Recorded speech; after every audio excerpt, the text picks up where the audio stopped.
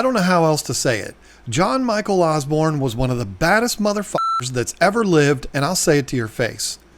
Now, I like to paint dolls, and Wicked recently released this on their Patreon, so today I'm printing and painting the Prince of Darkness himself, Ozzy Osbourne. I like to paint dolls. So this model's available with several different options. The base is offered in the simplified base, which is the one I particularly like because it looks exactly like the chair that Ozzy was inducted into the Hall of Fame in. And then there's the fancier base, which has like demon dogs and flames and all of that. Really cool, but I chose the simple one.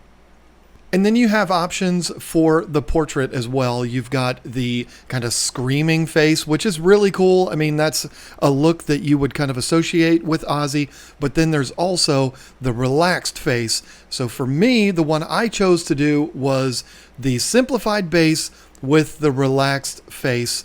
And away we go. To get this printed, I used my Uniformation GK-3 to print out Ozzy, and then my Anycubic Photon P1 to print out the chair.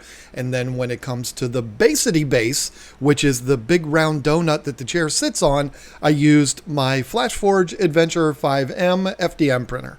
The print was relatively uneventful, but there was a problem with the back of the chair. The backrest actually comes in about 12 different pieces, but the cushion itself was in 3 pieces, and the top piece printed all shitty. I don't know what caused it, but it printed out almost like it was inflated like a balloon. So I reprinted that, and once I did that, it went together just fine.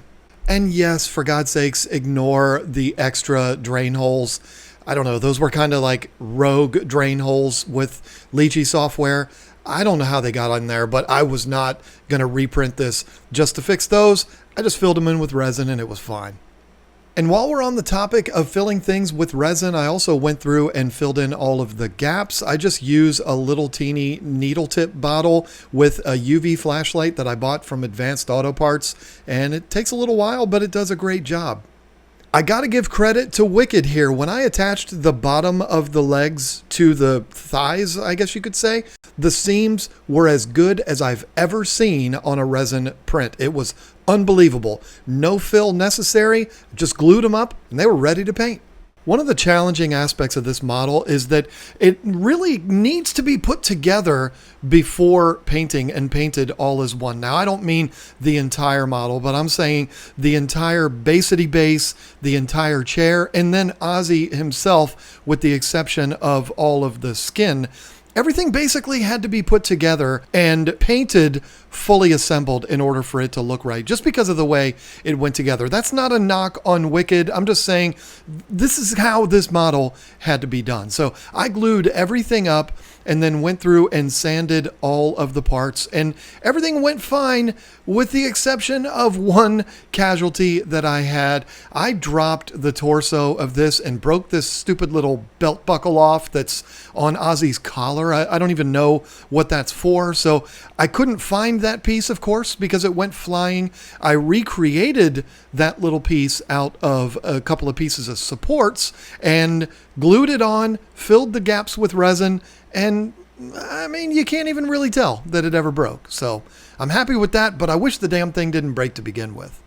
In all of the chaos of gluing everything up, I knocked over my little container of shelf candy, silly putty adjustment and removal tools, and they went everywhere. They cost me like $43,000.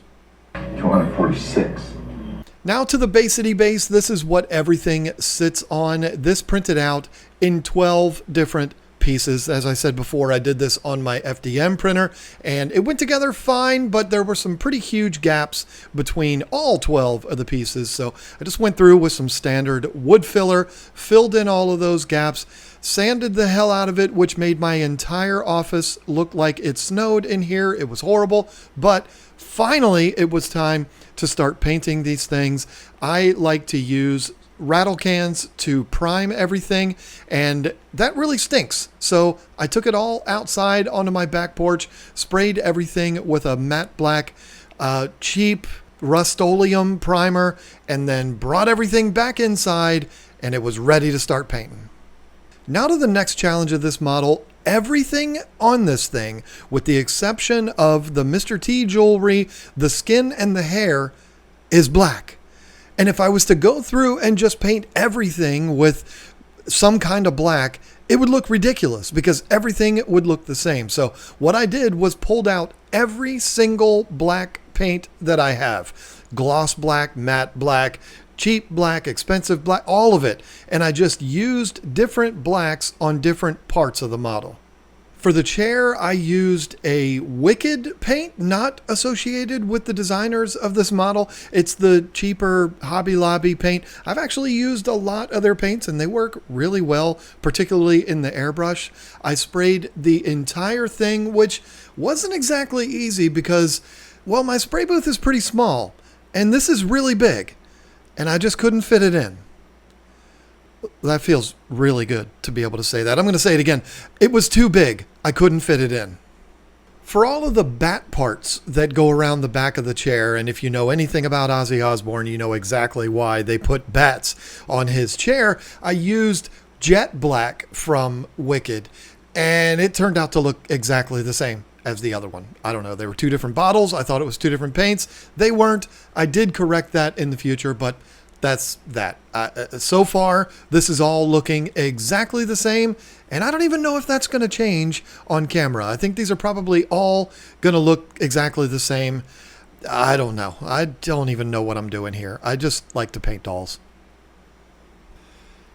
In the photos on the Wicked 3D Patreon, the Basity base looks like it's some kind of glossy goop.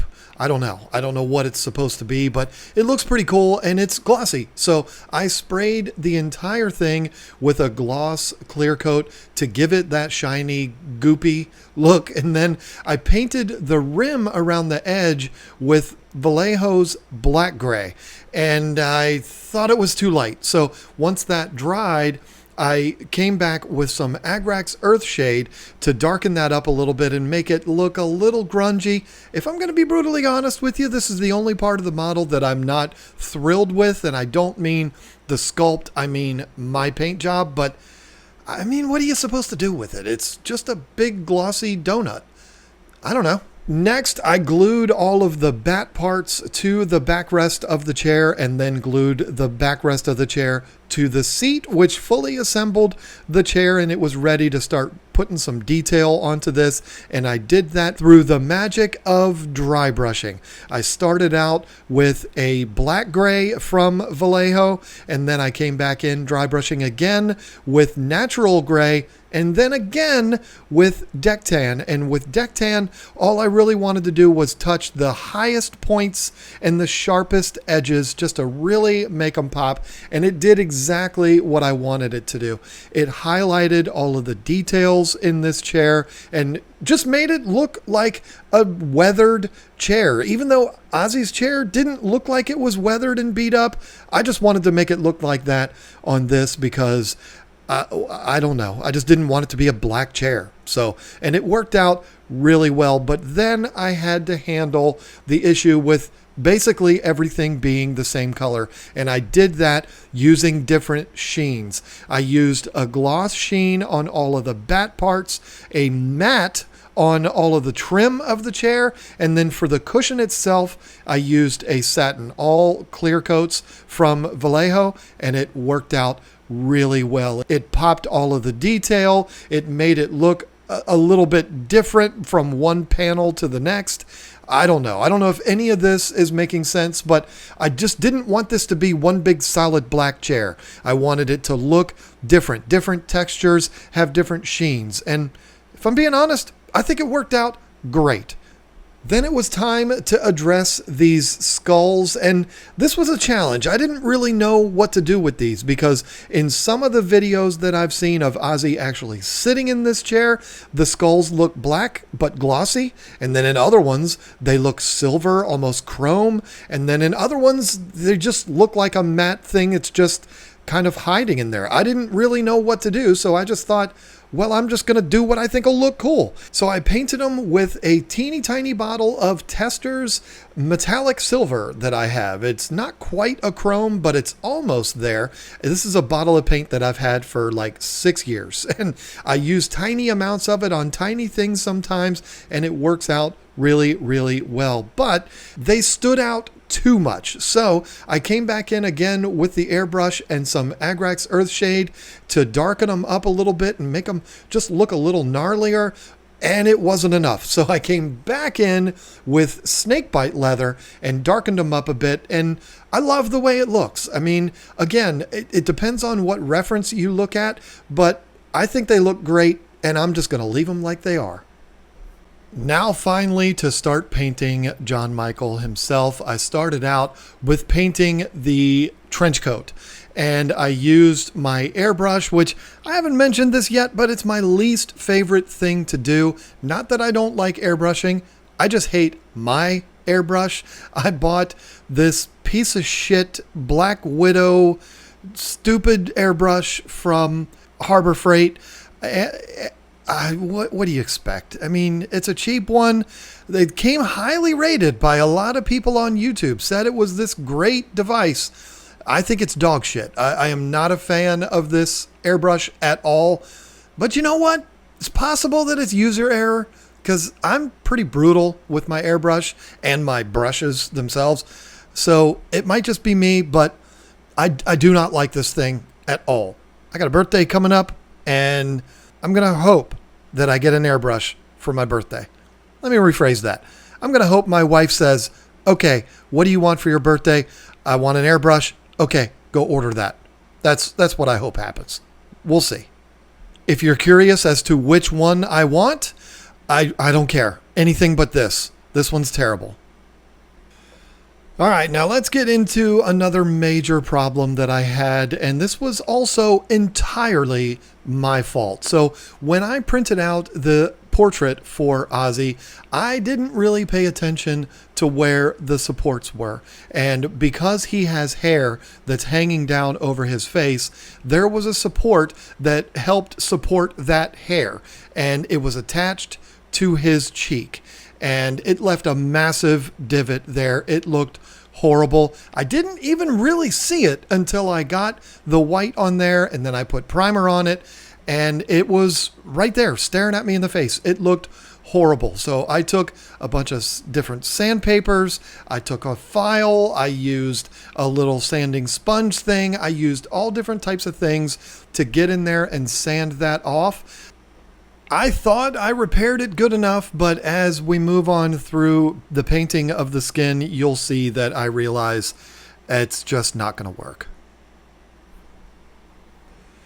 Now to the skin tones, I am going to share my special secret formula to paint skin tones with you that is going to change your life if you're a model painter. So the first thing I do is I paint everything white.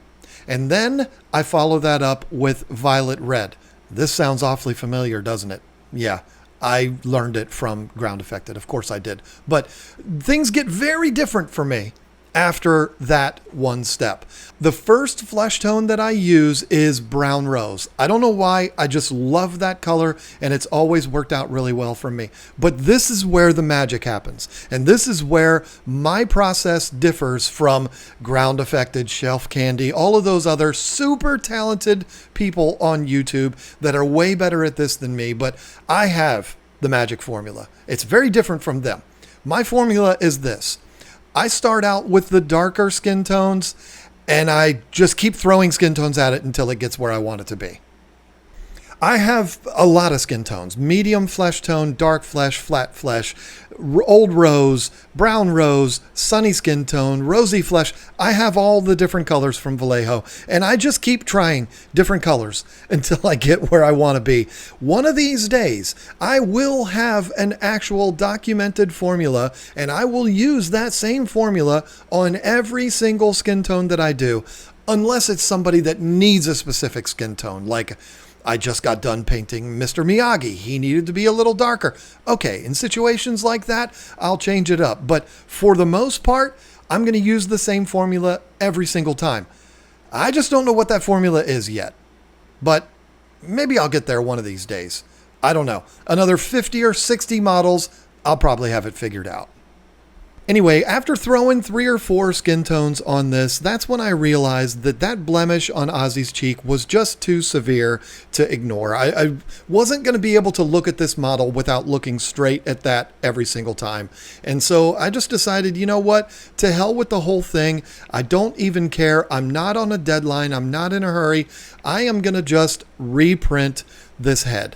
But before I reprinted the head, I had to start with the slicer again. I had to correct the cause of this problem, and that was to remove that support. But that piece of hair hanging down still needed support, so what I did was moved that support from his cheek back over to the hair. So it's still there, it's still supporting that hair, it's just not using his freaking face to do it.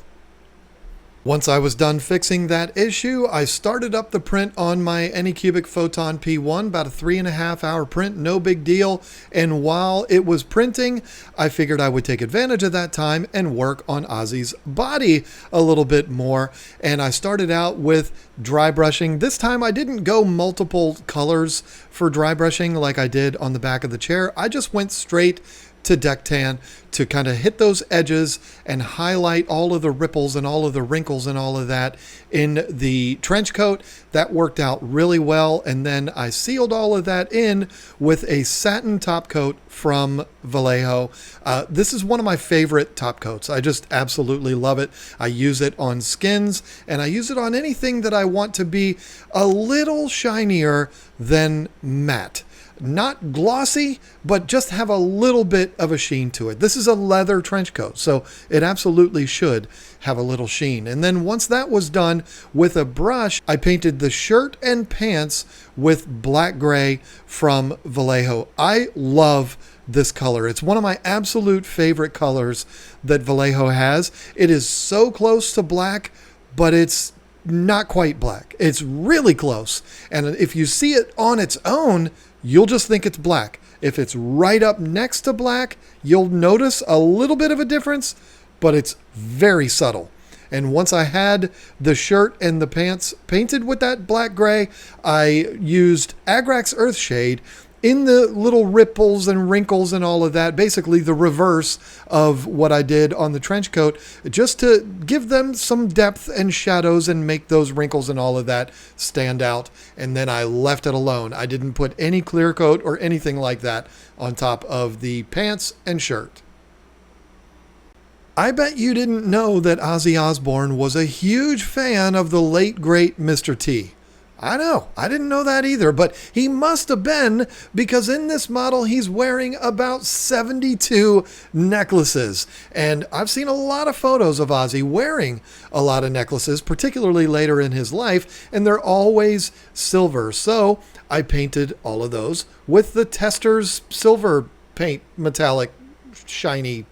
I don't know what it is. One of these days I'm going to remember the name of that paint. But there is one necklace that's gold, and it is carrying a really big cross, and that cross broke off when I was pulling off the supports, and I didn't bother to glue it back on until it was time to paint it. And so I glued it back on, and then I went to paint it, and I made a massive mistake. I used a stupid color that I've tried to use in the past, and it never worked out. It is Gehenna's Gold from Citadel, and that paint is dog shit. I don't know if I got a bad batch of it or something. I don't know, but I've tried to use it a lot of times, and it just looks horrible when it goes on. So I let that dry. Once it was dry, I came in with Vallejo's Gold, and that went on beautifully. Now for his shoes, I painted these shoes twice, because the first time I did it, I used gloss black from Vallejo, and it just looked really stupid. It's not the paint's fault. It just wasn't the right situation for that paint. And so once that dried, I came back and painted it with matte black from Vallejo. And then the little fabric pieces that are in the shoes, I painted those again with that black gray from Vallejo, and those turned out really, really good. I don't know if that's what they're supposed to look like, but they look good, so I'm happy with them.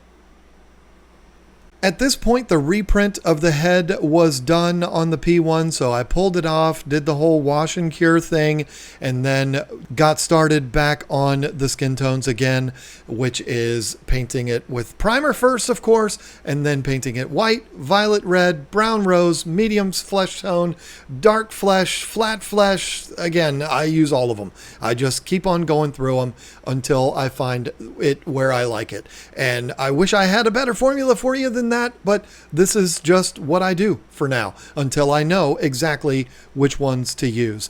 And I think it turned out really good. But one of the things that I want to mention here is as I was doing this, when I got to a certain point on the head, I also started spraying the two hands again because I wanted them to match perfectly. I didn't want the hands to be really light and then the face to be dark or anything like that. So to keep everything copacetic, I incorporated all of it into the plan again.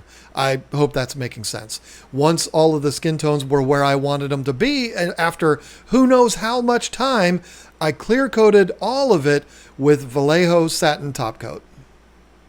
And now, one of my favorite parts of every project that I do, and that is painting eyeballs. I never thought I would ever say that because when I first started at this, I was super intimidated by eyes and I sucked at it. And I still kind of do, but I'm getting better at it and I enjoy painting eyeballs. I don't know why. I just do. I feel like it takes a model from being something to being an actual character. It just brings it to life and I absolutely love doing it. For this model in particular, it was a little easier because the irises are actually sculpted into the model. Wicked has been doing that a lot lately, and it doesn't bother me. I know some people don't like that because they want the freedom to be able to do whatever they want to do with the eyes, but I want to do it exactly how the sculptor had intended, and it makes it easier. I don't have to worry about them being lopsided or, you know, the character looking like they have special needs or something like that. So I appreciate that, and it makes the job easier. I start off with deck tan and then I paint the white parts of the eyes with Wraithbone from Citadel. Then I start in on the irises. Ozzy had blue eyes, very unique blue eyes. Not Superman blue, but silvery kind of blue. So I started out with a dark blue, which was, I don't know, it might have been a deep Prussian blue or some Citadel color. I don't know, but it was a really, really dark blue. And then I started coming in with lighter blues, just kind of dabbing it just ever so slightly around the iris to just make it look, well, like an eyeball. That's what I was trying to do here, was make it look like an eyeball. And eyeballs aren't just a solid color. There's multiple colors in there, little flakes and little things like that in there. And I think that's why I enjoy it so much. It's just, I don't know. It's just kind of tipping and tapping it and just, what am I even doing here? I don't know. I enjoy painting eyeballs. Again, not telling you I'm good at it. I'm just telling you I enjoy that part of the process. And with this model here, they actually have sculpted in eyelashes. That also makes the project easier because I just paint all of the eyeball and then come in with the black to paint the eyelashes. Ozzy was somebody that was known for wearing a lot of eyeliner, so even if I went a little heavy on this, it would have been fine. Once the eyelashes were done, it was time to do the thing that really makes eyeballs pop, which is to add a clear gloss varnish over the top. Again, my favorite part. I love it. It just really makes this very lifelike, and I love that part of it. I'm really happy with the way the eyes turned out on this, even though they're going to get covered up in about a minute. Now from one of my favorite things to do to one of my least favorite things to do, which is painting eyebrows. It is incredibly difficult, even though on this model they're sculpted in and it's very easy to just follow the lines. It's incredibly difficult to not have them look like turds going across the forehead. It just really bothers me, but I do my best and these turned out looking fine. I just basically took Sigor Brown and just used teeny tiny little brush strokes to try to make it look like hairs rather than a big poop going across Ozzy's forehead. For the hair, this was really easy. You may have noticed that when I painted the skin tones, I covered all of the hair with those skin tones. I did that for a reason, and that's because I wanted to use this color, Cygor Brown from Citadel. This is my favorite color to use for dark brown hair. But if you put it over top of black, well, it just looks black. So that's why I used the skin tones to cover all of the hair. So all I had to do was just paint it all with Cygor Brown. And that was it. Nothing fancy, no special tricks or nothing. Just one coat of Cygor Brown. It was done.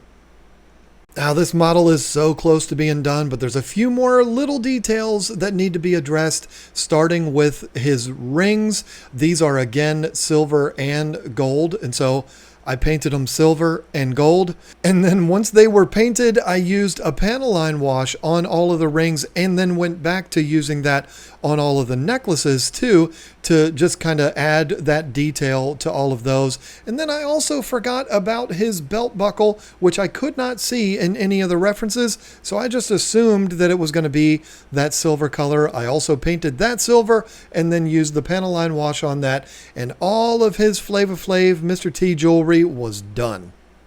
Oh, and there was the skull on top of the cane too. That was silver. And then I painted the eyes red. Yeah, I forgot about that. Now for one of the final details, the Harry Potter glasses. The first thing I had to do was spray these with a clear gloss to bring that transparency back into them. And then I sprayed the lenses with snakebite leather to give them that shade. Ozzy was known towards the end for wearing either the sunglass type or the blue ones. I thought the blue would have looked weird on this model, so I used the snakebite leather to make them look more like sunglasses, which completely covered up the eyes that I spent so much time painting, but that's okay because this is a perfect representation of what Ozzy looked like. He wore these glasses, and so there they are. I've been a fan of Ozzy Osbourne since Diary of a Madman, and I saw him in my younger years 7 times in concert. And there was one particular time that stands out as a moment I'll never forget. It was in the 930 Club in Washington, D.C., and this would have probably been like 1993. He was on tour for No More Tears. I don't know why he went to such a small venue, but he did. And it's general admission, so I got all the way up at the front, and I got to tell you, one of my proudest moments was when Ozzy was doing what Ozzy does, taking buckets of water and splashing that water onto the audience. And I got hit directly in the face. Never been so proud to be sprayed in the face by a man. I want to send out a huge shout out to Wicked 3D. I am a follower of theirs on Patreon, and that's how I got this model. It's not like they sent it to me for free so I would do a video about it. They don't know I'm doing this. I didn't even know I was going to be doing this video when I downloaded the model, but I am so glad that they did this. They did a phenomenal job on this. I believe I've done 15 models from the Wicked family of artists, and they're absolutely fantastic. I'm the biggest fan of Wicked. I follow both them and Berserk on Patreon. I'm a paid member of both of those, and let me just tell you, it is worth every single penny. If you're into movie characters, Marvel, DC, all of that kind of stuff, it is well worth what it costs to be a member of theirs on Patreon. I can't sing their praises enough. I'm a huge Wicked fan. In fact, the next model that I'm going to be doing a video on is also a Wicked model. It's an older one, but I can't wait to do it. I'm going to be doing John McClane from the movie Die Hard, one of my favorite characters of all time. So anyway, thank you so much for watching this. It was a fun ride. Thanks for going along on it with me. I'll see you on the next one. Bye.